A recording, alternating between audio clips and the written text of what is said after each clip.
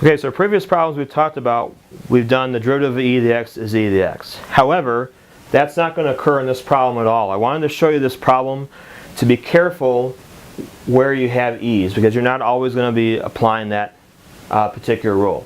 In this case, you're actually just going to be applying the power rule for all those terms. So if you want to do that for the first term, what you want to do is change the radical form into a rational power.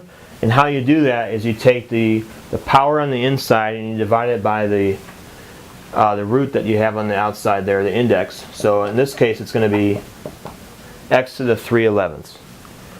Now, the rest of it, we're just going to leave that alone. Nothing we can do as far as simplifying there. We're ready to take the derivative, since we've now changed that into a rational power. We're going to apply the power rule to the first one. So 3/11 comes down. You have x. We're going to subtract 1 from the exponent. So that means that we're going to subtract 11 over 11. That's going to give us negative 8/11 as the power. Now what about the second one? Am I going to bring the 3 down in front? No. Now this one, it's not e to the x. So the derivative won't be e to the x. It's e to a power. Now if I take e, that's 2.71 in my calculator. I can raise it to the third power and I can get a numerical answer for that. What that means is that this term here is a constant.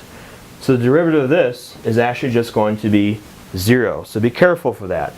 You have to have an x there in order for the derivative to be e to the x. And also, we're not going to bring the 3 down in front because that only works if you have an x down there as the base. That's when you use the power rule. So again, you got to be careful on this one. Let's take a look at this last term here. Now even though I have an e that's there, that e is still considered a number, so I'm still going to apply the power rule by bringing the power down in front and subtracting 1 from here. The power rule doesn't always have to use integers. You could have other numbers like this and it's still going to work the same way. So what happens? The e comes down in front. I have x. I'm going to subtract 1 from the exponent. So you would just write that as e minus 1.